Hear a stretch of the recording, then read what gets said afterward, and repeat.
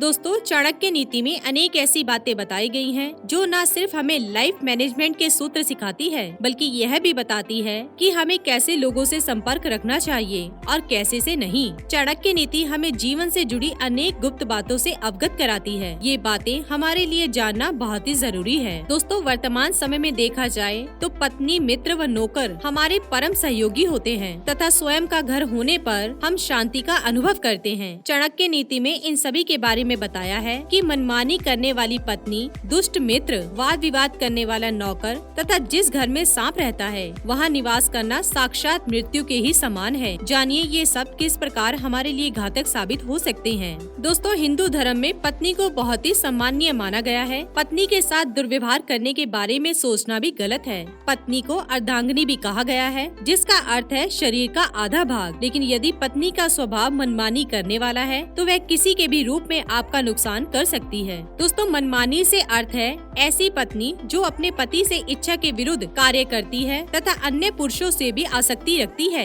ऐसी पत्नी अपने निजी स्वार्थ के लिए किसी भी हद तक जा सकती है। इसलिए कहा गया है कि मनमानी करने वाली पत्नी के साथ रहना साक्षात मृत्यु के समान है। चाणक्य जी कहते हैं, जीवन में अगर कोई हमारा सच्चा हितैषी होता है वह एक मित्र ही होता है। विपत्ति के समय सबसे पहले मित्र ही हमारे साथ खड़ा होता है। हमारे धर्म ग्रंथों में ही सच्चे मित्रों के अनेक किस्से पढ़ने व सुनने को मिलते हैं। जब हम किसी दुविधा में फंस जाते हैं तो मित्र ही हमें सही रास्ता दिखाते हैं। यदि आपका मित्र दुष्ट प्रवृत्ति का है तो वह आपके लिए सबसे बड़ा खतरा बन सकता है। दुष्ट मित्र आपका हित साधने के लिए आपको गलत सलाह दे सकता है या फिर आपको शारीरिक रूप से नुकसान पहुंचा सकता है। एक गलत सलाह और शारीरिक नुकसान दोनों ही रूप में दुष्ट मित्र साक्षात मृत्यु के समान ही हैं। अतः ऐसे मित्रों से बचकर रहना चाहिए। दोस्तों, घरों में नौकर रखने का प्रचलन काफी पुराना है। वर्तमान में भी परिवारों में जरूरत के मुताबिक नौकर रखे जाते हैं। नौकर न सिर्फ अपने मालिक की जरूरतों का पूरा ध्यान रखते हैं, बल्कि वह घर के गुप्त भेद भी जानते हैं। वाद विवाद करने वाला हो तो उसे तुरंत निकाल देना ही बेहतर रहता है। वाद विवाद करने वाला नौकर किसी भी समय आपके लिए कोई बड़ी मुसीबत बन सकता है। यदि ऐसा नौकर आपका कोई गुप्त भेद जानता है तो वाद विवाद होने पर वह कभी भी आपका भेद खोल सकता है। वाद विवाद बढ़ जाने पर वह आपको शारीरिक चोट भी पहुंचा सकता है। अतः वाद विवाद करने वाले नौकर को साथ में रखना साक्षात मृत्यु के समान है। चाणक्य जी कहते हैं, आप जिस घर में रहते हैं यदि वहाँ सांप का भी निवास है तो भी आपकी जान हमेशा खतरे में रहती है। वैसे तो सांप बिना वजह किसी पर हमला नहीं करता, लेकिन गलती से भी यदि आपका पैर उस पर पड़ जाए तो सांप आपको काटे बिना नहीं छोड़ेगा। इसलिए चाणक्य जी कहते हैं, जिस घर में सांप का निवास हो उसे तुरंत छोड़ देना ही बेहतर है, क्योंकि लापरवाही बरतने पर आपकी जान भी जा सकती है। इसी बात को ध्यान में रखते हुए चाणक्य नीति में कहा गया है कि सर्पयुक्त घर में निवास करना साक्षात मृत्यु के समान है। आगे आचार्य चाणक्य जी अपनी एक नीति में कहते हैं कि गरीबी, दुख, एक बंदी का जीवन, यह सब व्यक्ति के किए हुए पापों का ही फल है। आप दौलत, मित्र, पत्नी और राज्य गवाकर वापस पा सकते हैं, लेकिन यदि आप अपनी काया गवा देते हैं तो वापस नहीं मिलेगी। यदि हम बड़ी संख्या में एकत्र हो जाएं तो दुश्मन को हरा सकते हैं। उसी प्रकार जैसे घास के तिनके एक दूसरे के साथ रहने के कारण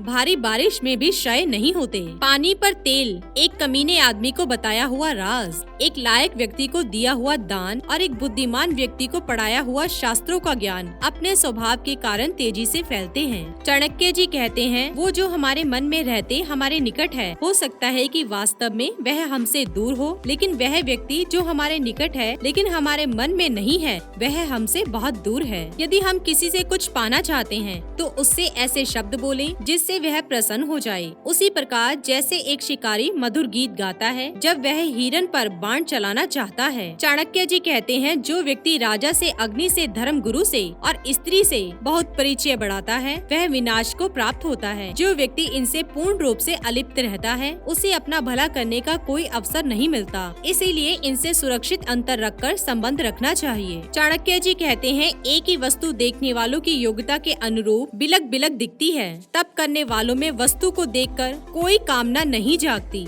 लंपट आदमी को हर वस्तु में स्त्री दिखती है, कुत्ते को हर वस्तु में मांस दिखता है। कोकिल तब तक मौन रहते हैं जब तक वो मीठा गाने की काबिलियत हासिल नहीं कर लेते और सबको आनंद नहीं पहुंचा सकते। चाणक्य जी कहते हैं, कुसंग का त्याग करें और संत जनों से मेल मेल जोल बढ़ाएं, दिन और रात गुणों को संपादन करें, उस पर हमेशा चिंतन करें जो शाश्वत है और जो अनित्य है उसे भूल जाएं। तो दोस्तों ये थे आचार्य चाणक्य जी के कुछ बेहद अनमोल विचार।